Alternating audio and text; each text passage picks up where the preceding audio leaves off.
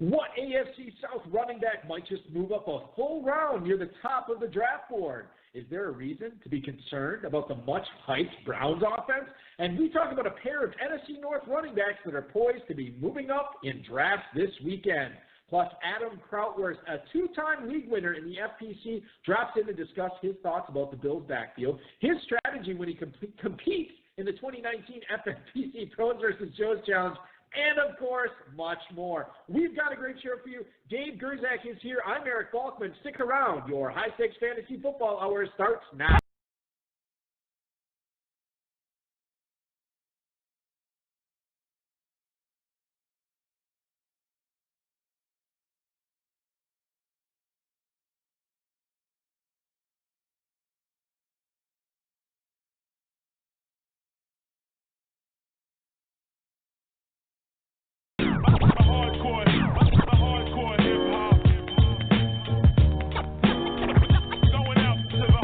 Broadcast live and heard around the world, you are now listening to the most entertaining hour of radio on the planet. It's the High Stakes Fantasy Football Hour presented by MyFFPC.com with your hosts Eric Balkman and Dave Gerzak. The High Stakes Fantasy Football Hour is your home for football analysis from the best fantasy players in the world.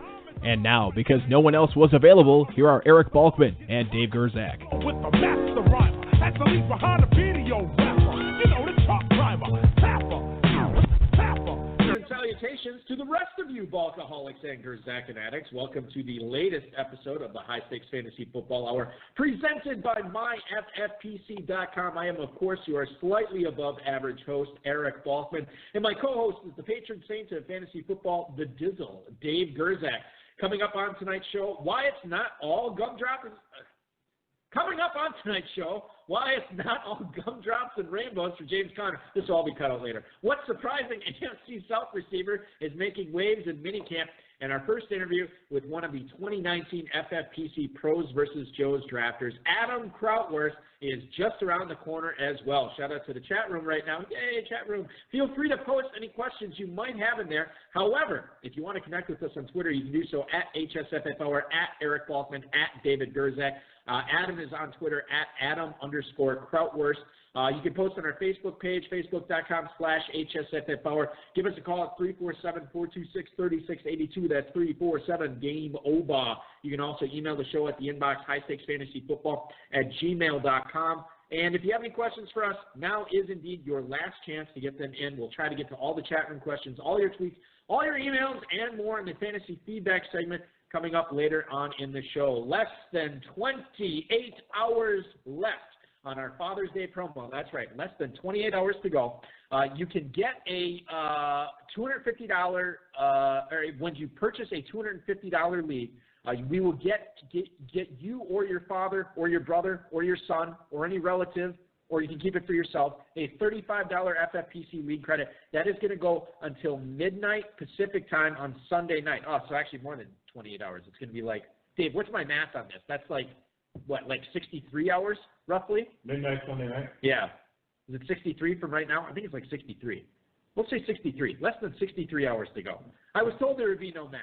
So less than 63 hours to go. 50-some hours. All right, fine. 50-some hours on that, so make sure you're taking advantage. The early bird for the Footballguys Players Championship is also going on. That is good for until June 30th. 16 more days on that if you want to get in on that and make sure that you're getting a $35 FFPC credit. When you buy your team before June 30th and draft it before mid-July, you will get that. Dynasty startups, of course, at MyFFPC.com this week. Best ball, Superflex, and Double Ups, all available at MyFFPC.com. Dave, you are going to be off next week, so this is your last episode before we hit episode 400 next week. Yes, it's going to be sad to miss it, Balky. And it's unfortunate because it's an anniversary for you next week. As we celebrate our 400th episode, Dave, you are celebrating episode number 75. That's very So very exciting stuff for you. You won't be here for it, of course, which is really unfortunate, but it's one of those things. How are you doing this evening as we enter in mid-June? Doing great. Doing great. How's the FFPC doing? That's doing really well. Yeah? Yeah, no complaints. Selling a lot of. I commissioned 3 Footballguys drafts last night, so I know that's where we're plugging along there. Heating up. Yeah. It is. Heating up is indeed. That's a good way. That's a good way of saying it. And there is a midnight draft tonight, of which yours truly will be commissioning. There is 7 spots left on that, David. Okay, so 7 spots to go on that midnight draft, of which I'll be commissioning. I'm gonna be honest with you, people. I love hanging out. I love watching your draft. Make sure you're filling that up so we can get a midnight draft off tonight. Always fun to have those going on in mid-June, and always fun to have a new guest on the show who I want to bring in right now. Now, despite being a weekly listener of this podcast, he has already banked 2 Football Guys Players Championship League titles in his career, and he is set to do battle with 6 industry pros coming up at the end of next month. Please welcome into the show, Mr. Adam Krautwurst. Adam, thanks so much for being a part of the show tonight, my man. Thanks for having me, guys. How are you? We're doing good. Are you? So this had to be. I know you were very excited about getting picked for Pros versus Joes. You probably started the strategy and the planning immediately after you found out you were chosen, right? Yeah, I was definitely excited. I think when I found out, I saw it on Twitter, and I think I was actually in the bathroom, like hiding from my children, I think, and I screamed at the top of my lungs. So my wife came running in, wondering what the heck happened, and she didn't understand. So I said, "Don't worry about it. I got studying to do." So I was excited to say the least. Yeah, it's one of those happy screams that come from the bathroom. So congratulations to you on that. And, Not the brain aneurysm? No, absolutely not. And happy early Father's Day to you as well. When you're not enjoying fantasy football, Adam, can you tell us what you're doing for a living? Sure, yeah. So I work for I live in New York. I work for the state of New York. I inspect group homes for a living. So I get in a car and I drive around. I cover about 12 counties. So I drive around inspecting group homes to make sure that they're safe and sound for everybody to live in. And I listen to a lot of podcasts while I'm doing that, obviously, because sometimes I'm driving 3-4 hours a day. And when I'm not doing that, I have a wife and 3 kids, and I run a pretty big flag football league here in Rochester on the side. So all that stuff keeps me pretty busy. And according to your Twitter, and we can follow you on Twitter at Adam_Krautwurst, you are also a member of the Bills Mafia, right? I am a pretty big Bills fan, unfortunately. So it's been a rough ride. Let me ask. Yeah, speaking of rough rides, let me ask you this: how many flaming folding tables have you jumped through on Bills Sundays?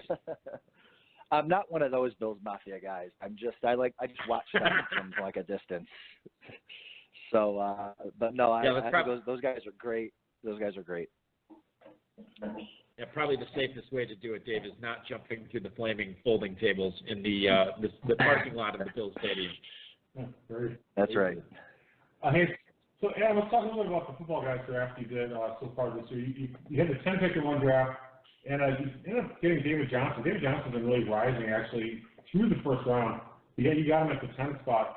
How high would you take him though? Let's say if you had a different draft position, where would you still be looking at David Johnson? Yeah, so I was pretty excited at the time. So I think this draft was like May 17th. I just looked it up. I was pretty excited to get him at the 10 spot. I kind of have I have a love-hate relationship with him because I think he's really good, obviously, but I took him, I think, 3rd overall in the main event last year. It didn't really kill me. I think he finished like 9th out of all the running backs, so it didn't really kill me, but it wasn't what I was looking for. But so yeah, I was happy to get him at the 10. I've kind of been keeping up on where he's been going lately too, and I don't think I've even seen him even get to 10 recently. So I think I got a little bit of value there. But I give him as like my number 5 running back right now, behind obviously Saquon, Zeke, McCaffrey, and Kamara. So I'd probably take Odell or Hopkins over him as well. So I'd probably take him at 7. But I think 10 was a pretty good spot to get him at.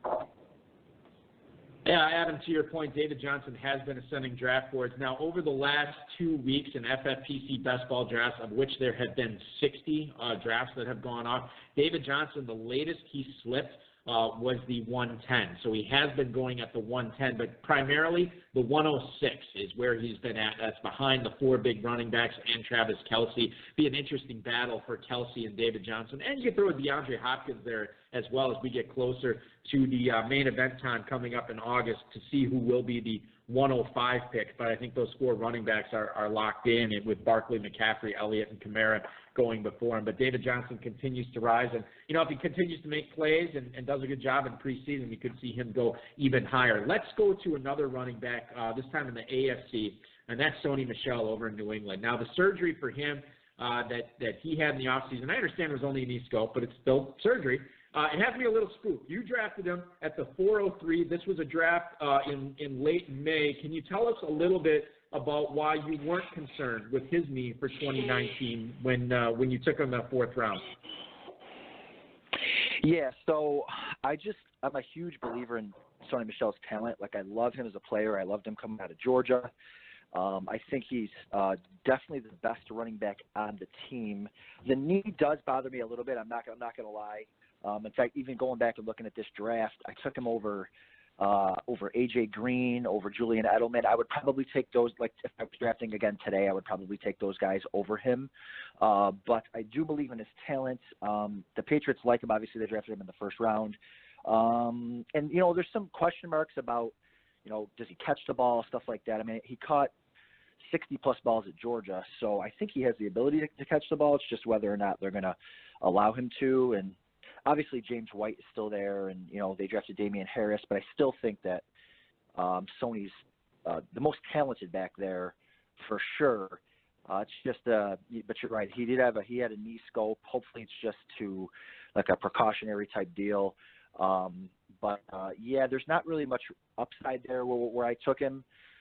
But I do think, he had some monster games last year down the stretch, especially during the NFL playoffs. So I think if he can just be healthy, even if he can give me, 13 healthy games, I think he rushed for almost 1,000 yards last year in 12 or 13 games. So if he can give me 13 healthy games, I think I'll be all right with him there as my RB2.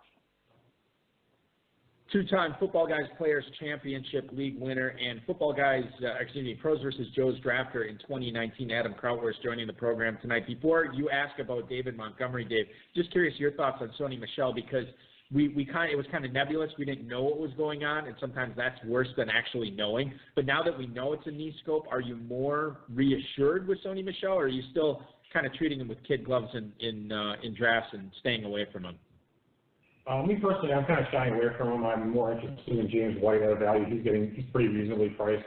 He was a top 10 back last year, and it seems to me the way the Patriots use him, he'll be in the same role. So I think that getting him in the 6th round or wherever he's going seems like a pretty good value to me, at least. For Michel? No, for James White. Oh, for James White, yeah. Yeah, James White is going at the 5'11" in drafts right now. Sony Michel's ADP has slipped a little bit. He's now going at the 407. The guy I do want to talk about is going right in between them, Dave, and you're going to ask about David Montgomery, a guy who's going at the 508 in drafts right now. Yeah, you got it at the 510, so we keep talking running backs. So what do you think? What do you think about David Montgomery? You think he's going to be the rookie running back that excels this year? They're talking a little bit about Tariq Cohen's touches possibly going down in the passing game because Montgomery excels with that. So maybe talk a little bit about that. Then Mike Davis, they run him for, I think, a 2-year contract, $6 million. Was it 2 years? I'm going to have to look that up right now. I thought it was 1 year. Go ahead. Well, that's the question. So go ahead. I'll let you go ahead, Adam, and just give us your thoughts there. Yeah. I love David Montgomery. Again, I think he's the most talented back there. I usually try to draft for talent, and obviously opportunity helps as well. But I think they traded up to get him, and he's an all round back. They've already said that he's a 3-down back there, and I think Pro Football Focus had him rated as like maybe the most elusive back as far as missing tackles in this draft class. So I think the talent's definitely there. Nagy loves him as a 3-down back. And, yeah, like I think Tariq Cohen's catches might go down a little bit, especially if Montgomery can stay on the field for all three downs. And, they got rid of Jordan Howard, so I obviously wanted to upgrade at that RB1 there in Chicago. So I think they really like him. I think he's really talented. Obviously the offense is ascending. And as far as, like, Mike Davis, like I think every I think every NFL team has a Mike Davis. I think he's just another running back, so I don't think he's going to necessarily take away from David Montgomery. So yeah, I think I got pretty good value on him actually in the 5th. I think maybe in a month or so, or maybe when preseason starts, if he has like one good game, I think he'll ascend at least a round, I would think. But yeah, I definitely like his situation there. Yeah, Dave, I'm with Adam on this. I think Montgomery actually is going to continue to rise up boards. We kind of know who Tariq Cohen is. We definitely know who Mike Davis is. And if he makes a couple of plays in the preseason, I'll put him on the semifinalist list for the 2019 HSFFO Senate, David Montgomery. I think we're going to get to something later on in the show about somebody who potentially took himself out of the running for that label. I think Montgomery is firmly in the thick of it, no question. I want to keep talking about running backs with you, Adam. Coming off of knee surgery was Sony Michel. Another guy who's coming off knee surgery is Darius Geis. This is a guy that you took in your Footballguys Players Championship draft at the 603.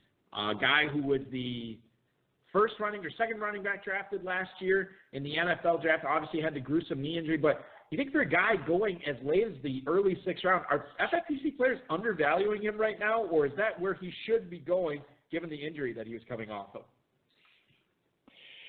Yeah, this was a tough one.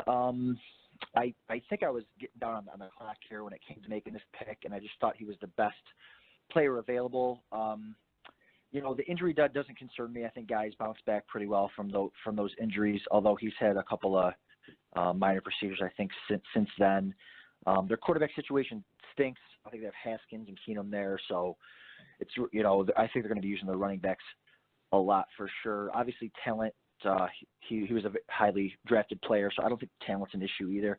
To be honest with you, I think the thing that concerns me the most about him is the presence of Adrian Peterson, because I know they re-signed him, and Peterson, Peterson wants the ball. Like when he was in New Orleans, I think, we were all excited for all the talent they had there, but I think he left pretty quickly, or they traded him because he wasn't getting the ball and he wasn't happy. So my concern is if he's not getting the ball there, or did they say, hey, you're going to get the ball here, so re-sign with us? So that does concern me a little bit as far as Peterson maybe starting the season as the starter and guys having to kind of earn that position. But Peterson, I think, finished as a top 18 back, I think, as a 34-year-old. So I think if Geis can stay healthy and hold off Peterson, I think he could definitely be a top 15, top 13 type back. And I think where I took him, too, I think I took him, after Kenyon Drake, Mark Ingram, Miles Sanders, Darrell Henderson. So I think I would take him over those guys for sure, just on upside alone. So I don't necessarily know if he was value now, but maybe we'll find out soon if kind of what their plans are for Adrian Peterson. Adam, Dave and I were talking about Adrian Peterson actually right before the show went on the air, and Dave pointed out, dude averaged 4.2 yards a carry last year. He had 1,042 yards on the ground. He got in the end zone 7 times, and then also caught 20 passes for 208 yards, as well as another touchdown. So I think you're right. Finishing as a top 18 back is where he was last year, and this is a guy that Washington signed late in the process. So you got to believe as long as he's there, he's going to eat into Geis's touches, no question. We've had so much running back conversation, Dave. I feel like we should switch it up a little bit here with some receivers. Well, Adam has to draft receivers. We do. Receivers. That's true. Yeah. So by the way, who'd you take in that draft? You must have taken receivers in the 2nd and 3rd round, or did you take a tight end? Do you recall? Yeah, I took Ertz in the 2nd, which I was really excited about. Okay. And then I took so Travis Kelce went a pick before David Johnson. I would have definitely taken Kelce over David Johnson at 10, but I took Ertz and then Stephon Diggs in the 3rd. And usually, actually, it's funny because usually in these football guys, I take like a big running back early and then take a bunch of receivers. But the way this draft fell, I just ended up taking a bunch of running backs.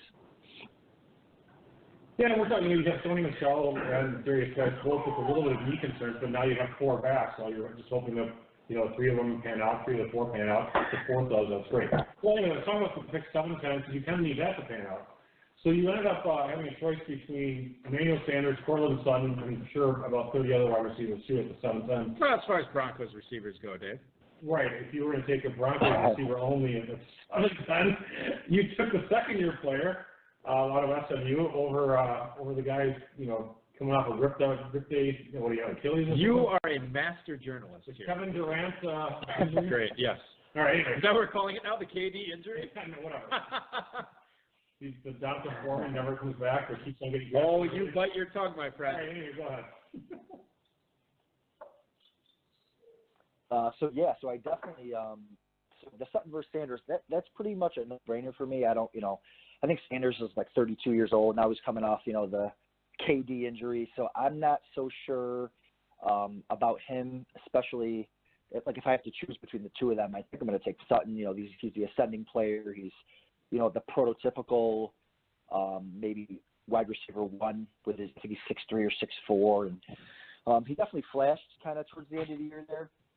Averaged, I think, 17 yards a catch for the season. So I kind of like where he's trending. So if it's between him and Emmanuel Sanders, I'll definitely take him. I don't love Joe Flacco, but we'll see if they can get a rapport going on. But honestly, I would probably, kind of looking at it now, looking back, and this draft was about a month ago. I would probably take Deshaun Hamilton in the 14th or 15th round over both of. I'd rather have him in the 14th or 15th because I just think that he might actually be, he might get most of the targets there actually. So, kind of going back, I would probably just waited and taken Deshaun Hamilton, but we can't, hindsight's 20/20. So, but yeah, no, I definitely like Sutton over Sanders, and he had the pedigree coming out too. So, we'll see. Hopefully he can, be a number one receiver for me. Yeah, Adam, I'm definitely with you on Hamilton. As we look at the ADPs for all three of those Denver receivers currently over the last 2 weeks in FFPC best ball draft, Sutton is going at the 908. Emmanuel Sanders all the way down at the 1308 in FFPC, 1306 in FFPC best balls. And then Deshaun Hamilton, probably the most attractive guy as far as value goes. He's going all the way down at the 1508, and num on that. Give me that all day in the 15th round for Deshaun Hamilton, Dave. Exactly. I don't really appreciate you saying he's an attractive guy and then saying num. All right, you're right. I stand corrected, and I apologize for anybody I offended. And a little uncomfortable. And kudos to anybody who appreciated that reference, as I'm sure some of our listeners did as well. All right, so Adam, you are, of course, we're talking with Adam Krautwurst, a two-time FPC league champion. He is going to be drafting live on these airwaves coming up at the end of next month in the 2019 FFPC Pros versus Joes competition. We have moved on from the rookie draft into redraft. Now, I know, Adam, you play some Dynasty as well on FFPC. One of the key things that I think is so important as you move on from rookie draft into your redraft leagues is sort of taking the pills to assuage yourself of rookie fever. And that is something that is very important for all Dynasty players. How do you do it? How do you make sure that when it comes to these football guys drafts and it comes to the main event that you're not overdrafting rookies after you scouted them heavily in the pre-rookie draft process? Sure. So apparently I don't deal with rookie fever very well because I think I took like 6 rookies in this draft. So this is probably the wrong draft here too. I think I took like Montgomery, Hardman, Benny Snell, Whiteside, Butler. But yeah, generally, this draft was done in May, but generally by August, I kind of have a much better feeling for kind of where these rookies are going or what their roles are in the respective offenses.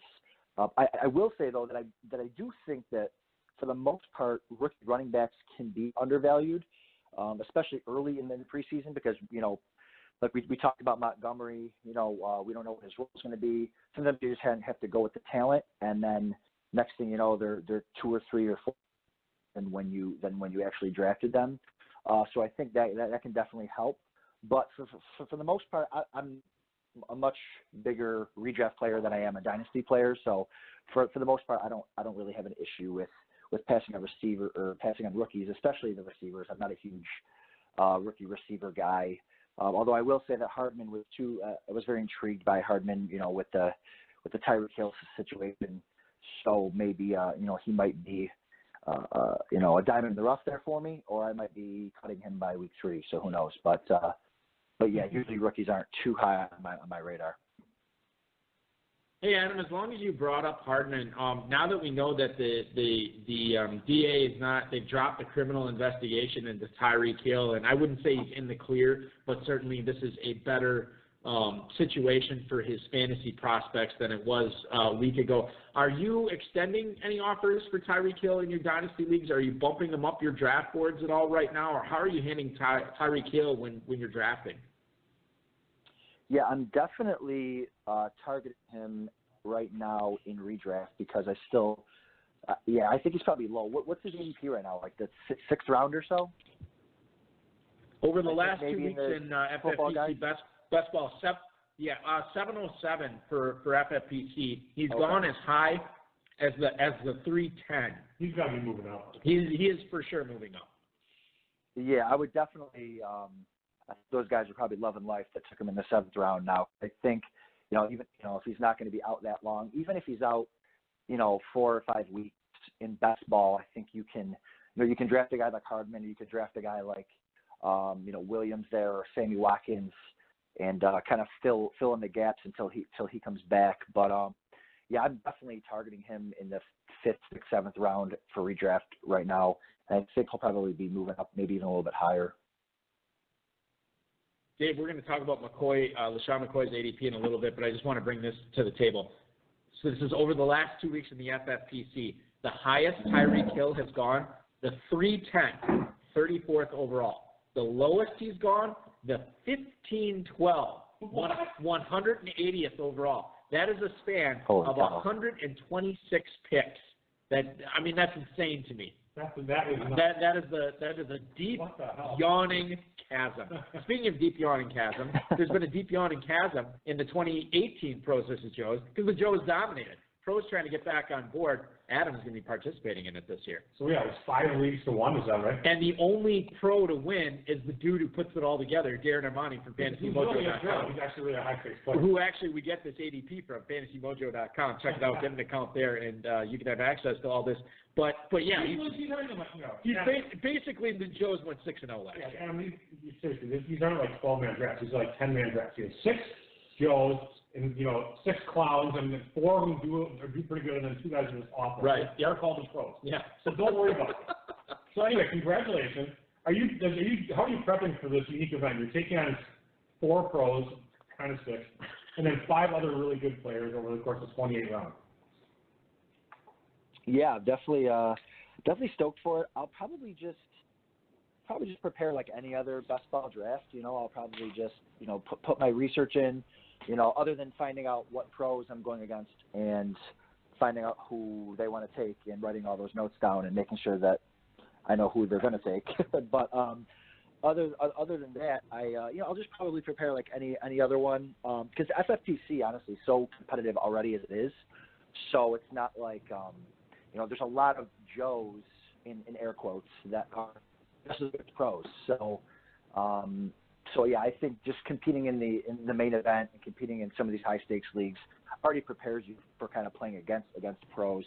So yeah, I'd probably just prepare like I would for any other draft, and take for best ball, take my running backs early and my receivers late, and just kind of cross my fingers and hope to take down, especially the Draft Sharks guys. You know what I mean? So those are the guys.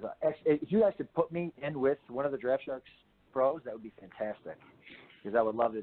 Well, yeah, I'll take it to Smola any day of the week. Yeah, so I was going to ask you, Adam. You have to live in close proximity because you're in Rochester, right? You got to be living pretty close to Smola and Matt Schauf and all those guys. That's a small city. What, like 8,000 people live there, or is it like a million? It was like 4,000 or something. Actually, I'm related to Lenny Papano, who's the owner. So I've always got a little chip on my shoulder when I'm playing against those guys. So. All right, sure. Now I have a question. So I know you're related to Lenny Papano. His last name is Papano. It's Italian. It's a vowel. Your last name is Krautwurst. And if you're not German, I don't know who the hell named your last name. So how can you relate it? What's the story? That's a great question. No, so my mother is his sister, so he's my direct uncle. So, but wow. But yeah. So I actually grew up. So I've grown up a Draft Sharks kind of follower. That's awesome. But yeah, if I can get in one of those drafts and show them who's the real fantasy football expert in the family, that'd be fantastic. Yeah, that would be good. That would be good. I'll email Armani. Yeah, well, we'll try to figure that out. There's no hard and fast rules so that we can get. Nah, yeah, we can. There's certain degrees of manipulation that we can have. Not the picks or anything. No, with that we can't. But I'm just saying, as far as how these leagues are structured. Actually, not random, but somehow the pros are always the odds are the even. So I don't know how random that is either. No, that Darren sets that up that way. So okay, I didn't know if you were kidding or not. Well, but it can't be totally truly random but it's not. Well, that's what I mean. So it is all manipulated. It's not all manipulated, but there's certain manipulation because he always has pro Joe, you know, as far as the drafting goes. So that's interesting. So Adam, you basically, it was all Italian sausage, spaghetti, and meatballs, and then you moved on to bratwurst and sauerkraut. Something like that. So something like that. A lot of good food, though. I'm getting hungry, Bob. You don't quit talking about the vino to the beer. I like it. I like it quite a bit. I also like these emails that we got in for you this week, Adam. The first one is from Kevin in Columbus, Georgia. He writes, "Hey, Adam, the Bills' backfield has radically changed outside of LaShawn McCoy since last season. Do you have a favorite guy you're drafting between him, Singletary, Yeldon, or Gore? Thanks, dude." That is Kevin in Columbus, Georgia. Kevin, thank you for the email.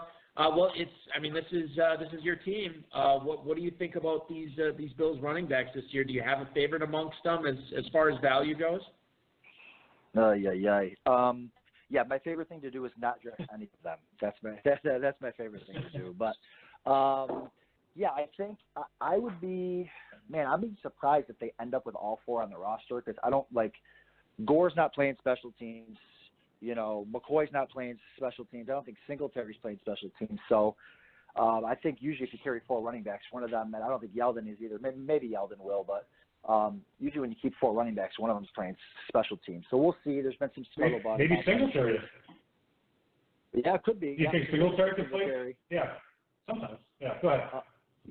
Yeah, there's been some little whispers here and there of whether they're going to trade LaShawn McCoy, and I don't know who would really want him or what they would really get for him, but but Singletary they're saying is a poor man's LaShawn McCoy, super shifty, not really fast, but if I had to take a running back, I would kind of take the approach of take the cheapest guy and then just hope that it works out because I actually loved the Yeldon signing. Because I really think Yeldon had a nice year with the Jags last year. He lost some weight. You know, when Fournette went down, he was a borderline RB1 a couple weeks.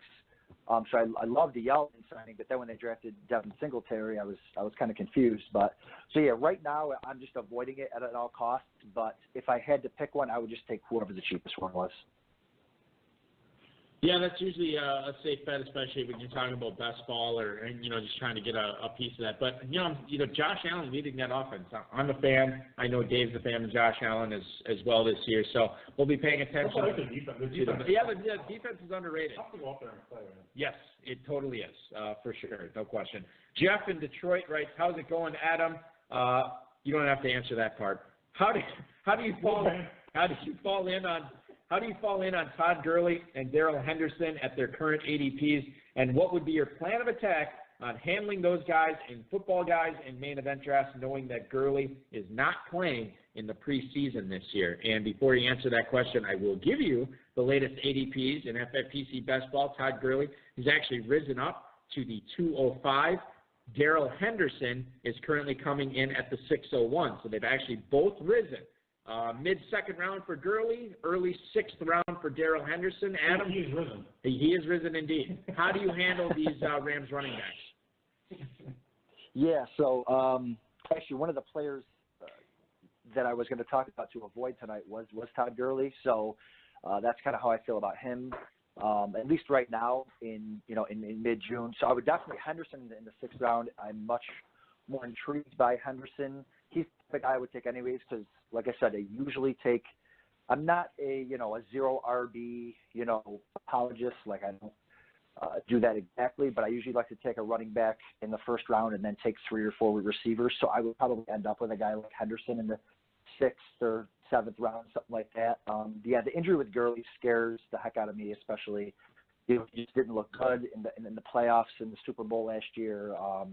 They're obviously, I don't think he's doing very well. They drafted a running back. They re-signed, I think, Malcolm Brown. So yeah, I'm avoiding him, especially in the mid-second. There's so many good players you can get in the mid-second. James Conner, Juju, you name it, Nick Chubb, George Kittle. So yeah, I'm definitely avoiding Gurley, and I would at those prices, I would lead Henderson for sure. That's the way I'm looking at it too, Dave. I like Darrell Henderson more than Gurley this year. The other thing with Gurley is you're sort of married to Henderson, so you're married to a 5th round pick in Darrell Henderson if you draft Gurley this year. If you're lucky, 5th round. Yeah, but I'm saying if you draft Gurley and let's say you draft him at the 208 or something like that. Now you have to wait for the 505 pick and hope Henderson makes it there. He doesn't make it there all the time. A lot of times. Yeah, he actually, the earliest, I just had this up here, the earliest that Darrell Henderson has gone in the last 2 weeks is the 401. Yeah, people don't. If someone just totally doesn't believe in Gurley, it just takes one team out of the 12 to just make that pick wherever they are, the 4th round or the early 5th. Anyway, that's obviously serious. This is worse than you remember the Arian Foster Ben Tate from, 6-7 years ago? It's more similar to the Paris Holmes and Larry Johnson? Larry Johnson. Yeah. That's more similar to that, because that's when Larry Johnson was going the 4th. Right, yeah. Yeah, good point. Well, all right, anyway, so it actually kind of reminds me. Go ahead, Adam. I was going to say, yeah, it actually kind of reminds me last year. So in my other main event, I was picking, or actually the same main event, I took David Johnson at 3 overall. It got to me in the late second, and Le'Veon Bell was there. So we ended up taking Le'Veon Bell, knowing that the suspension or him holding out, was going to be an issue. And we ended up taking James Conner in the late 4th. And it ended up working out for us. I think we came in 2nd place in our league, but it's so high to have to take. And I think we took Conner higher than any other, because I actually facilitate drafts out there. So I saw, a ton of drafts, and I never saw Conner go any higher than we took him. In fact, when I took James Conner in the late 4th, everybody kind of laughed, and then the facilitator, like a minute later, was like, "Hey, you have 10 seconds left." I'm like, "I took James Conner." He's like, "Oh, you were serious?" I'm like, "Yeah, I was serious." So yeah, it kind of reminds me of that. You could take Gurley, and then you got to take Henderson, but you know what? Sometimes it's worth it. Sometimes you get a top, 5 back out of the deal. Yeah, the one thing I noticed last year about that Le'Veon Bell and Conner thing is how many main event drafts. I was looking at a lot of these draft boards, and how many Bell owners didn't get Conner. Yeah. I was like, wow, this. And sometimes, like you were saying, you said you took him early. Sometimes Conner go in the 6th round. Yeah. You go kind of late. I'm like, dude, why didn't these people cover that? Why didn't they do that? Anyway. That was kind of shocking to me, and that's interesting, though. I do know that I noticed that as the weekend started, Conner was still going kind of low, but then, you're seeing all it takes is one person, and then it's like, oh, man, they're taking him here. I guess it was one or two things. Like, if he's taking him in the 7th, I could feel good about taking him in the 5th, or if that guy took him in the 7th, man, I might have to take him in the 4th. Right. And I remember there was buzz going around for people who are out in Vegas drafting live and also drafting online. There's a few online main events where Conner had been going all the way up into the late 2nd. At that point. And then the whole thing was like, wow. Okay, FFPC's completely bananas this year. Now you really have to get your guys. Now, it didn't really hit the live events as bad, but to your point, Adam, you took him in the 4th round, and this is why you got to use ADP as a guide. You don't use it as a hard and fast rule, and I think, getting him in the 4th round certainly seemed like a bit of a reach at the time, but as we look back on it now, it was a complete steal. You have been very gracious with your time. Dave has one more question for you, Adam. Well, Aaron, I think you might have given us because you're staying away from the early rounds and top early. But let's hear a sweeper you've been targeting the mid to late rounds, which you really think Eric and I should take on our feet. Yeah, so guys that I like in the later rounds. So for best ball, I'm kind of all over the Bills receiving core. So I take I know this is shocker because I'm a Bills fan, but usually I take running backs early, and then I like to target entire receiving corps that I can get for super cheap in best ball. So for best ball, I can get Robert Foster and John Brown in the 12th, 13th, 14th round. Those guys are both big play guys.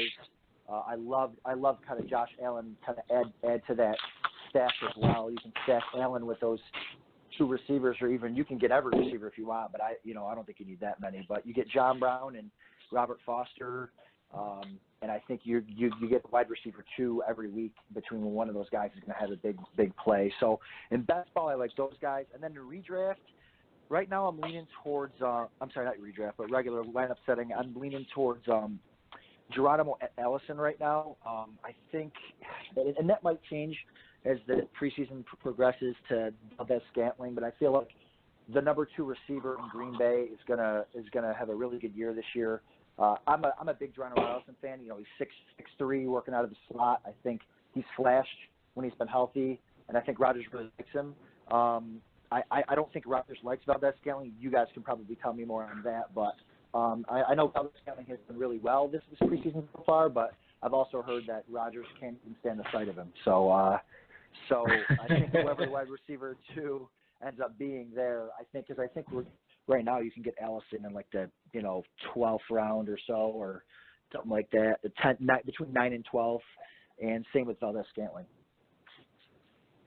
All right, so Adam, I will tell you what I've been telling people on the airwaves on the show with Leo and Balky, which you can hear on 95.3 and AM 1570, The Score here in Appleton, Wisconsin. Also go on thescorewi.com for my afternoon talk show where I talk a lot of Packers.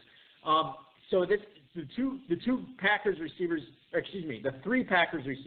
I'm for sure avoiding. There's no way I'm drafting him this year. Jamon Moore, Equinemius St. Brown, and Trevor Davis. No question I'm staying away from them. I'm targeting heavily Devontae Adams if I have a late first-round pick, no doubt. The 2 other guys that Aaron Rodgers has been talking up have been Marcus Valdez-Scantling and Jake Kumerow, who has made a lot of plays. In fact, Rodgers had to almost be cut off in an interview, I think yesterday, just waxing poetic on how much he loves Kumerow, going into detail about the way he catches the ball, his footwork, the way he runs routes. He says he's a big fan of his, and I think there's any question about that. I don't know how many snaps Kumerow is going to get on the field over guys like Adams and MVS and Allison. MVS, to me, is clearly a guy who is going to be the number 2 outside receiver on this team. His game is predicated on a LaFleur-type offense, so he should flourish and make a big step forward this year. This is my personal opinion. It's not a popular one.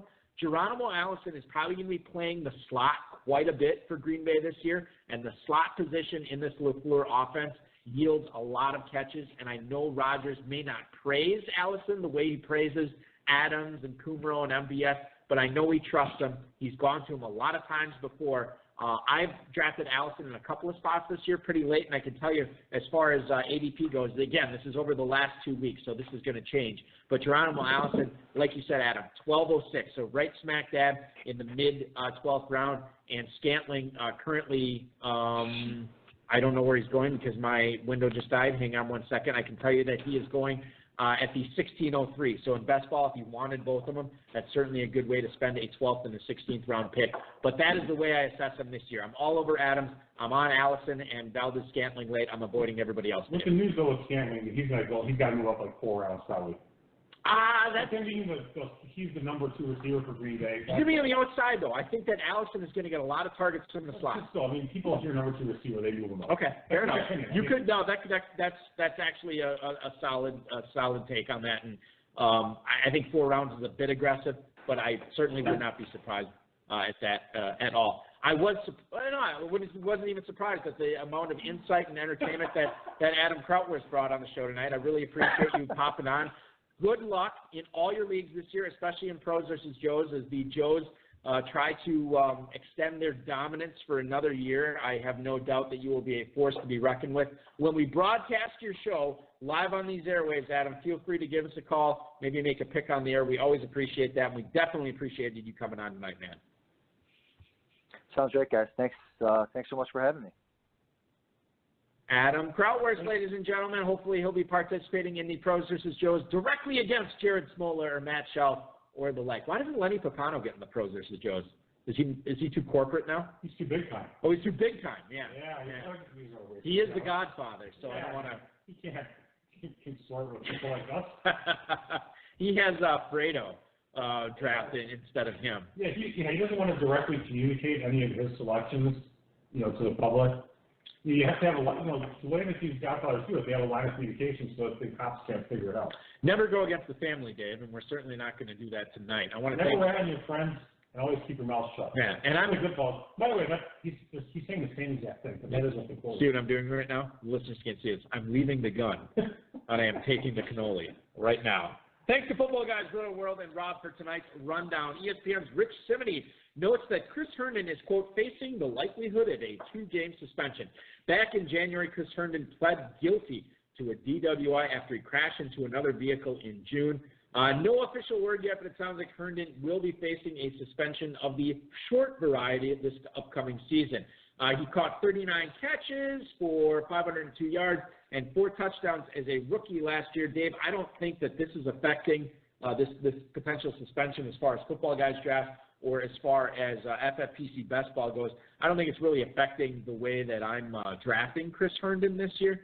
Currently, he is a eighth round pick going at the end of the 8th round behind Vance McDonald, Austin Hooper, and Trey Burton. And then he's going directly in front of Delaney Walker, Kyle Rudolph, and Dallas Goedert. And what was the question exactly? The question was, well, I guess this is a statement, and I'm asking if you agree or disagree. Okay.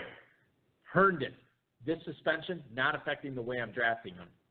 Yeah, 2 games is very little. I agree with you. I don't know if it's going to be 2, but yeah, you're looking. Yeah, I like her. We liked Herndon heading into last year. We liked Herndon this offseason. We like him this year. I like him a lot. Robbie Anderson's still hurt, by the way, too. So I think it was a groin. I'll have to look that up, but I know that he has not. Shouldn't be too bad. He has not been practicing yet. I'm going to get verification on that injury. I know it was not an upper body injury. It was a lower body injury for Robbie Anderson, and he has not been participating in OTAs or the mini camp. Is it undisclosed? I don't know why I thought it was a groin. Yeah. All right. Well, whatever. A week ago, he said he wanted to be an elite top 5 wide receiver. 1 week later, you're saying undisclosed. I don't know. It's been a long time. Well, if it was August, I'd be a little bit worried, but I'm not too worried about it. As our good friend Farrell Elliott from the KFFSC says, you know what the best ability is in the NFL? Availability. And that is something that Robbie Anderson has to take advantage of. I like both Herndon and Mark Andrews as second-year breakout tight end candidates. I think they're both really good picks. Because you take them at kind of what they did last year, maybe a tad bit earlier, but you have the upside. You have bona fide upside of being a top 6, top 7 tight end. And to be a top 7 tight end, it's not that hard. Right. Because most of them suck after the top 3. Yes, they're really true. How was Rudolph last year, like 7 or 8? I looked at his stats last year, and he had all these 7-point games. I'm like, God, this guy was a top 10 tight end, and it was pathetic. It was really. He had a few blow-up games. I think week 16 had a 33-point game or something like that. He had a couple of games where he caught 8 passes for 90 yards and 2 touchdowns, so that always helps. Mark Andrews, to your point, I think has been flying up draft boards right now. He's been getting talked up a lot. Yes. Jordan Reed, Noah Fant, Greg Olsen, Jimmy Graham going directly in front of him in the late 11th and 12th round. Mark Andrews, sort of like the last of a tier, because after he goes in the mid-12th, the next tight end on average is not drafted until the mid-14th, and that's Mike Gesicki. And then you're looking at the old triple, the 3 old guys. Go ahead. Winton. Yep. Graham. Graham goes before him. He should. And Eifert. 14-10. Yeah. Graham is going at the 12:03. Mark Andrews 12:06. You'd rather have Andrews than Graham. Yeah, I would actually. All right. Let's move on and talk about Leonard Fournette, Dave. He expects to be a, quote, a big part of the Jaguars' passing game in 2019, according to Michael DeRocco on Twitter. Nick Foles says he expects the same thing. Here's the quote. That's a threat. If you ask any defender, when a running back can go out of the backfield and not only run the ball and protect, but he can receive, that's really tough on a defense. Well, this is like a third grade coach here. After he's a player. He joked after yesterday's practice, Fournette did, that he had 1,000 receiving yards during minicamp this year. Fournette, 58 catches through 21 NFL games, so he's not nothing as a receiver. He's something, just not great. No Yeldon. But, yeah, no Yeldon. And Reichwald Armstead is probably his immediate backup. The backup after that is Alfred Blue. I would actually agree with you. Okay, go ahead. I would think that Alfred Blue, the veteran, is definitely the backup and probably will be the backup throughout the season, in my opinion. Fair enough. In spite of the Armstead fight. Go ahead. So I guess my point was the two guys behind him, whichever way you want to put it in, neither one of them is an elite pass catcher or even a good pass catcher. Or an elite player. Or an elite player, yeah. I mean, Alfred Blue is a competent pro. He's competent, right? Yes. He did fine behind Lamar Miller, and actually, whenever Lamar Miller was out, he'd be all right. Right. Okay, so you look at this. If the Jaguars are going to, we're going to get to more Jaguars coming up later in the show, but if the thank God. If the Jaguars are going to be passing the ball to anybody out of the backfield, it's probably Fournette this year. Probably. Now, if you look at his ADP right now, Dave, and I know this is a guy that I've never been a huge fan of as far as you always try to sell him to me until I make a trade offer, and then you keep him. No, that's not necessarily true. He's going at the 304. Now, you look at that, and the fact that he's going right after Chubb, Damian Williams, and Marlon Mack, and ahead of Aaron Jones, Derrick Henry, and Kerryon Johnson, that seems like it's sort of more intriguing now, and maybe not with Kerryon Johnson, but it seems a little bit more intriguing if he is going to be catching more passes in Jacksonville this year. When you look at the Jaguars, I think that the whole team overall is still pretty undervalued, and it's because they've been so bad for a while. You still get the Blake Bortles. You're getting the Blake Bortles discount. And people aren't realizing, and granted, Foles, there's a chance he might not be great, but he should be better than Bortles. Exactly. But Foles, even in his own right, is being drafted as like QB 28 or so, thereabouts. So, no one's giving Foles any respect. No one's giving Fournette any respect. The Jaguars' defense is pretty elite. So, I mean, if they're in these games where their defense is playing well, they could get some short fields off turnovers. And Fournette, he was a legitimately excellent prospect coming into the NFL. Yeah, I can definitely see the argument for drafting Fournette as this elite player, a player who's being drafted, I think, like 10th or 11th last year or something like that. So now you're getting, a 16-pick discount or somewhere in that neighborhood. Now that makes some sense, especially if you go receiver early and you take Fournette to anchor your backfield. Not bad. Nick Foles going at the 1403 to your point. Derek Carr, Matthew Stafford, Andy Dalton going right in front of him. Right behind him is Marcus Mariota, and he's going up the board as QB 27, Dave. That's close. One up. I think it's a QB 21. That's a 28. All right, fair enough. I was way off. All right, so let's move on and talk about Cleveland. Mike Silver from the NFL Network has reported the transition to the new offensive coordinator, Todd Monken, quote, has not gone as smoothly as planned. Here's the report from Mike Silver. Your name is one letter away from monkey. Is Monken? It's not going to be good. No comment. Quote, resulted in Coach Freddie Kitchens playing a greater role in spearheading the offense than originally intended. Todd Monken, if you remember, he was demoted in season from Tampa Bay despite the offense putting a lot of yards on the board. That's funny. Freddie Kitchens was the OC last year. He's now the head coach, and I think Jarvis Landry, actually when somebody asked, a reporter asked Jarvis Landry about this Baker Mayfield, Duke Johnson situation, he said, it's not news, it's not a thing or whatever. He also kind of downplayed the Monken thing. He's like, look, this is a complicated offense. Some guys, everybody learns a different way. It's going to take time to install this.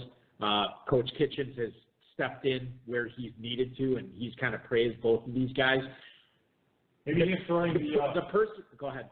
Is he throwing there's a wheel go. Yeah. Is he throwing the blank stink at him? No. The Kitchens stink. I'm trying to get the card. Oh boy. All right.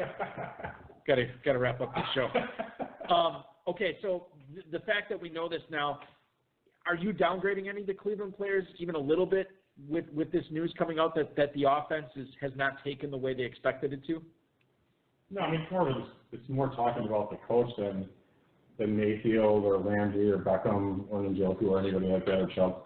I don't think. I mean, maybe there's so from a fantasy standpoint, it's not really some growing pains for the team. But I mean, they're going to be a 10 or 11 winning team probably. Right. Like their over/under for season-long wins is 9.5, something like that. So you're sort of ignoring this piece of news if you're drafting Browns. Yeah, I don't care. It is what it is. Okay. Right. All right, fair enough. No, I'm actually kind of with you on that. I don't think I can fairly downgrade any of these guys based on that. All right, let's move on to Pittsburgh. James Conner in 2018 had more than 62% of the Pittsburgh carries and 64% of all the targets given to running backs last season.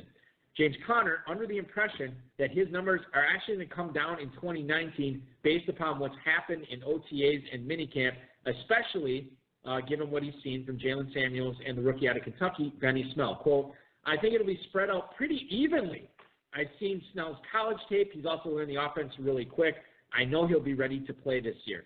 Jalen, obviously, is going to make a lot of plays, too. That is from the Pittsburgh Time-Review's Jonathan Bumbuli's report. Apologize if I'm butchering. Well, we used to know one thing about James Conner. Now we know we leave a beta male.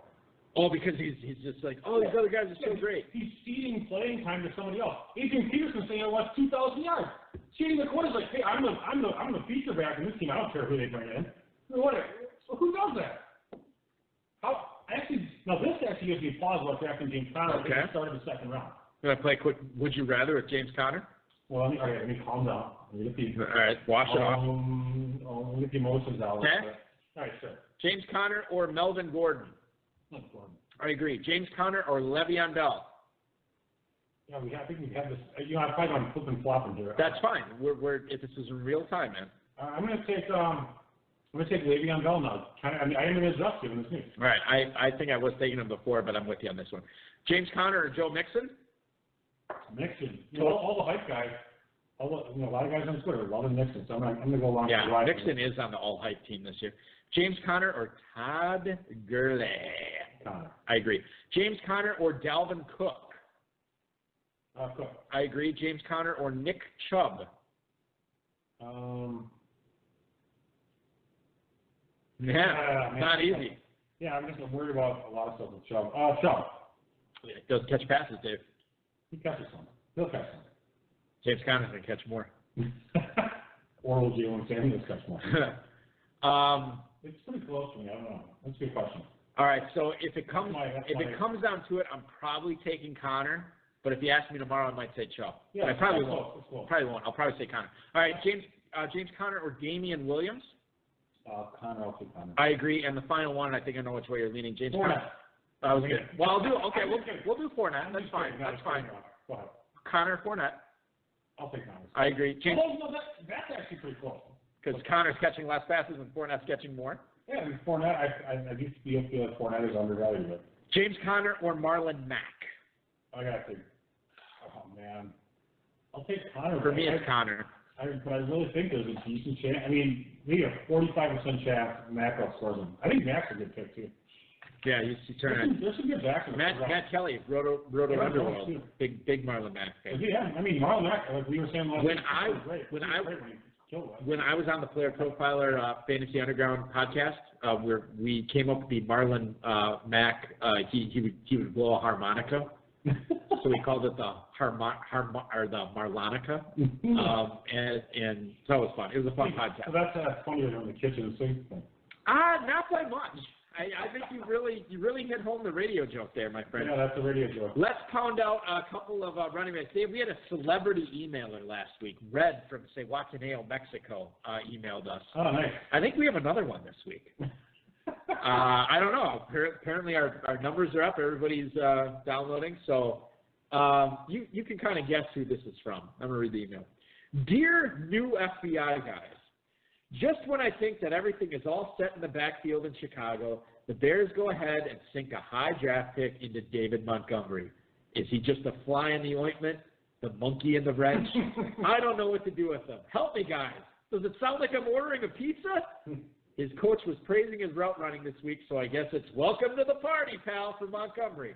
Or am I wrong? I don't know. Now I know what a TV dinner feels like. Anyway, guys, come out to the coast. We'll get together, have a few laughs. Yippee-ki-yay, mother effers. That's John. He says he's in Los Angeles by way of New York. So let's help out. Yeah, let's help out McLean here and figure this out for David Montgomery, because this is another guy. What was the actual question? Well, he doesn't know how to assess David Montgomery. You know, Matt Nagy came up this week and praised David Montgomery's route running. And obviously that's going to be important in the Bears offense. So you look at David Montgomery, he looks like a three-down back to me, Dave. And I think I'm downgrading Mike Davis and Tariq Cohen, and I'm kind of upgrading David Montgomery. You want to guess his ADP right now? Over the last 2 weeks, it's going to go up. 508. Right on the nuts. Did you look at it? No, we talked about it earlier on the show, you dipshit. All right, so 508. So listen, man. Oh, yeah. I am the monkey in the wretch on this microphone. Maybe we can talk about different players. All I do is talk. I don't really listen. All right, so Montgomery at the 508. He's obviously going to go up. Your thoughts on Montgomery going forward? You got to like him. Yeah, I wasn't really a huge fan from dynasty purposes. I honestly still am not. I don't think he's a great elite talent. Having said that, the team likes him. They got rid of Jordan Howard. Mike Davis is kind of, I think Mike Davis is all right, but I do think he's kind of just a guy type player. Yeah. Maybe a little bit better than Alfred Blue, but on that kind of same wavelength. I should have pointed this out. You were right. It was a 2-year, $6 million contract for Mike Williams. For Mike Davis. I think I looked that up recently because I was. Oh, whatever. But you. So in Cohen, I do think for sure one thing is I'm probably not drafting Tariq Cohen, so I think he's being drafted on the rest of the staff. I would look at him, but I don't know how often I'd get him. I may get him in a few spots. Tariq Cohen at the 502 in drafts right now. I'd definitely be taking Montgomery over Tariq Cohen. I agree with that. I do agree with that. And I think that I expect that to switch in the FFPC. Steve in White Plains, New York. What's up, Barry and Billy? Did Kerryon Johnson just take himself out of the run? Oh, Barry and Billy, Lions running backs. Did Kerryon Johnson just take himself out? Just figured that out. Did he just take himself out of the running for the 2019 HSFF Ascendant? And did Theo Riddick just take himself out of the running to be drafted at all this season? Steve in White Plains, New York. Steve, I missed the memo. Detroit Free Press's Dave Burkett reported this week that Kerryon Johnson could catch as many as 60 balls for Detroit this year. And he's also unconvinced that Theo Riddick even makes this roster. Wow, that's interesting. Very interesting. And I'm going to tell you this right now, Dave. Kerryon Johnson played in only 10 games for the Lions last year. Guess how many passes he caught? 32. 32 on the nuts. Really? Did we talk about him earlier on the show? It was 32. that was actually, you are dialed in, my friend. That's just lucky. So, that's what is that, like a 45 catch pace? For 10, for 16? 3.2 times. Probably more than 45, right? Yeah, so 48 plus 3, so 51 point something. So catching 60 over 16, that's not all that crazy. Yeah. When you watch Kerryon Johnson play, he looks like a player that can catch passes. He proved he could. Yeah. And this is when he was kind of, sort of splitting time, they rotate him in and out. He's a damn good running back. He really is a good running back. As a rookie, I got him in one dynasty league, and I wasn't super psyched about it. It was a 11 pick. I'm happy I own him. I still own him in that league. I mean, he's a really good back. Kerryon Johnson at the 311 in drafts. He is going 311 in drafts. He's going to go higher than that. Right now, he's going behind Fournette, Aaron Jones, Derrick Henry, right in front of Devontae Freeman, Josh Jacobs, and Sony Michel. So I like Kerryon Johnson. Well, I really feel like that's the demarcation line right there. Is everyone after that you just mentioned after I don't like really that much, and everyone before him or beforehand I like quite a bit. Like Marlon Mack, Aaron Jones, Fournette, Henry. Kerryon Johnson, I like all those guys. And then, Josh Jacobs, not as big of a fan. Sony Michel, not as big of a fan. Who's the other? Devontae Freeman. Freeman, Freeman, Jacobs, and Michel. I like Freeman. But no, I like Ito Smith out of that. If I'm taking a Falcons, I'm taking Ito as a new Tevin Coleman. Ito Smith going at the 1109 in drafts right now. But okay, there you go. We got the num from Dave. It continues down the road because if you look at those running backs that go after Michel, Philip Lindsay, no thanks. Mark Ingram, Kenyon Drake, Terry Cohen. So talk about Drake a little bit. Okay, Adam Gase, the shittiest coach in the universe. I thought that was going to be the first thing you're going to bring up. Is no longer there, so that's great. You figure he held him back. He did hold him back. I mean, Drake was actually really good. We owned Drake in a few spots. At least I think I did at least 1 or 2. And Gore would go out and get a few plays, and then Drake would go in and bust out a 35-yard touchdown, and then he'd go out. He wouldn't play the rest of the game. I just feel like I don't think that Drake's like a superstar. Is it safe to say you love the Drake? I like the Drake a lot. I think at the spot you're taking him, I think he's pretty darn good. I think he's a solid back. I don't think the new coaching staff is as dumb as Gase. Gase moved on, and maybe that's why I should still take Connor over Le'Veon Bell because Gase is dumb. But I think Drake is a solid back. I think he's a darn good pass catcher. Look, I think he was RB 14, 15, 16 last year in limited action on a bad team. That's pretty solid. Here's the only question that matters. If Kenyon Drake got married or engaged, would you buy him a big screen TV? That's the big question. I think that's too much to spend on someone not even close friends. So you don't love the Drake. You like the Drake. I hate the Drake if I have to buy him. All right, fair enough. All right, let's move on. Nick in Wayne, New Jersey. Is it crazy to think that Chris Conley could be a top 50 receiver this year in Jacksonville? These aren't your father's Jaguars. Thanks for all you do. That's Nick in Wayne, New Jersey. Dave, Chris Conley making waves in minicamp. In fact, some of the Jaguars beat reporters have said he looks like the best receiver in Jaguars minicamp. It doesn't sound like Marquise Lee is going to be ready anytime soon as he's still rehabilitating from that awful knee injury. Dante Moncrief is gone. Thank God. You have guys like he's an Alex Robinson else as well. You have guys like Keelan Cole and D.D. Westbrook there, but Chris Conley was a guy that had elite metrics coming out of the draft. Couldn't cut it in Kansas City, so I guess that's a red flag. But it's Nick Foles. It's not Blake Bortles. Your thoughts on Chris Conley as a top 50 receiver this year? Oh, I feel like someone has to do something there, right? Like someone has to. You didn't mention DJ Shark, who was a second-round pick last year, didn't do a whole heck of a lot, but he was a good athlete. DJ Shark, Shark, Shark. He had a high phenom score, actually. Yes, he did. So they're going after the athletes now. He had a high phenom score, yeah, exactly. I always thought the Jaguars were kind of a metrics-based side of teams. So I don't know. I think that Conley, it's possible. He really didn't do, like you said, he didn't do. I like Conley as I thought he was a solid pick for the Chiefs. He didn't do anything. Yep. It is possible for Conley to have a late stage breakout. Is this his fourth year or fifth? I believe it is his fourth. I could be wrong on that, but I don't think it's his fifth. I'm pretty sure it's his third or fourth. Okay. Yeah. So this will be his fourth year. So and he's a free agent. I think that a fourth year breakout is possible when you're on a new team like that. So I think it is possible. And he's going to get the opportunity. He's going in the 27th round of FFPC best ball, so he's basically free. He is basically free. 6'2", 213, super fast. And, maybe it's possible late turnout. I mean, I don't mind. I wouldn't mind taking Chark super cheap, too. Right. Conley and Chark, why not? Give him a shot. Yeah, and it's easy to afford given that DJ Chark, is going at the 26:07, so you go back-to-back 26th and the 27th round, or, 23rd and 24th, whatever you want to do. One of those guys is going to have 300 yards. They could both have 300 yards. Let's get to our final email of the night. It's from Mike in Deerfield Beach, Florida. I'm curious if you guys think that the ADPs for both Damian Williams and Carlos Hyde are going to get closer to each other as we move through the middle of the summer coming up. Please read this on air. Well, we did, Mike. That is Mike in Deerfield Beach, Florida. Okay, so Damian Williams ADP obviously got the bump after the Eric Bieniemy campaigning for him. What do they call it? The endorsement, when like another candidate endorses somebody else. Yeah, Eric Bieniemy went out and endorsed Damian Williams. He's going at the 302 in drafts right now. Carlos Hyde obviously not going that high. 10-12. Now, if I had to pick one between the two, I'm probably more likely to take Hyde than Williams, although I don't think either one of them is an overdraft at their current spots. I do think that ADP tightens up between the two of them, though. I don't agree with you. Okay. Tell me why you don't agree with me, and you are not allowed to say that Andy Reid primarily only uses one back, because I know that that's true.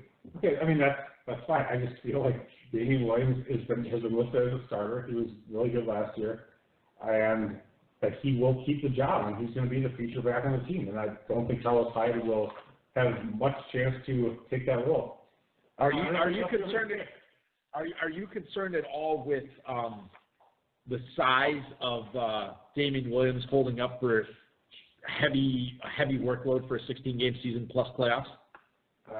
So no. No. Not really. I just gauged it by your facial expression. He's going to be fine, Bobby. Well, people say, he's never carried the load, for 16 games. It's like, well, he's never been a damn starter for 16 games. It's not his fault. Right. Or maybe it is his fault, but he wasn't. I mean, I don't think people are saying that he's never been. I think people are saying, I don't know if he can be. How small is he? 190 pounds? No, he's not a little shrimp. Hold on, let's look it up. What website would you like me to? I'll tell you what. Let's just trust Google here. Google? Yeah, we're gonna get on the Google machine here and look at Damian Williams' weight, which I don't think is going to be all that impressive. 5'11", 212, according to 212. Yeah, that's what I got to. Yeah, 5'11", 212. Okay, so that's not terrible. Hold on, hang on. Okay. Yeah, that's what I got to. Plays really good. Social network. You know what I like I googled Damian Williams weight Google. I don't know why I googled Google, but I did. And Also Vista. it also says people also search for, and then it listed all these other running backs, and then it also gave their weights. Like, yeah, Kerwin Williams, 198 pounds. Kenyon Drake, you want to guess how much he weighs? Kenyon Drake, 210? 212. Last one, Spencer Ware. Same neighborhood, 214. 227. Oh, wow. What a fat ass. Yeah. He's at the Eddie Lacy, a former Q7. All right, let's not go that far. Eddie Lacy has more talent in his pinky finger. All right, that's going to do it for our show, ladies and gentlemen. That was actually pretty fun. That final Eddie Lacy. Underrated. Thank you very much. Thanks to Adam Krautwurst, Dave Gerzak, the FFPC, Rob Bryce, and, of course, each and every one of you for tuning in and listening. Now, Dave will not be on next week, but I will be back next Friday at 10/9 Central with a special guest co-host. Check out those maiden dynasties. Check out all the 2019 best ball leagues at myffpc.com. Remember, that Football Guys Players Championship early bird expires in 16 days. Get in on that. Father's Day promo, midnight on midnight Pacific time on Sunday night is the last chance you can take advantage of that. Details at myffpc.com. 51 hours. Thank you so much. I appreciate that. Get in on all those early birds and get in on that midnight draft. There are 4 teams left. Your weekend starts now. This has been another episode of the High Stakes Fantasy Football Hour presented by myffpc.com that was broadcast live and heard around the world. Eric and Dave will be back next week with more analysis, interviews, and advice from a guest much smarter than they are. Thanks for listening, and we'll talk with you again next week. We're on the cement floor, even more so if we on tour. Me and E explore the country, wondering about the evening before. Trying to explain where the time went, while other rappers find a studio to grind in. Kinda like... What chat were you talking about where everybody's going to be drunk? Well, on the FFPC chat. Oh, on the actual, not in the league chat. No, the actual, just the regular registration. Everyone says they're someone's going to be a drunk donkey, and I guarantee that everyone will be drunk and be a drunk donkey. I'm just looking. Average Joe, that's Jerry Roach. Right, yeah. Meyer was Colson. And you will lose that he's going to be drunk. I don't I'm just looking at the teams in it right now. I don't recognize the majority of the names. I know Greg Cantor, our friend who's been on the show. I'll just tell you this right now. No, listen, this is a special reward for anybody who's tuned in and listened to us this late. Kind of, yeah. Greg Cantor is in this league, and then a 26er is in this league. I believe it is former guest on this show, John Walter, is in the draft as well. Cool. The rest of the team names, I have no idea. Yeah, Crack Rock is Cantor. He won't be drunk. He'll just be high on crack. Yeah, well, there's a good chance that everybody's going to be high on crack. No question. All right, thanks for listening, everybody. We'll talk to you again next week. Enjoy your weekend, and happy Father's Day to all the dads out there.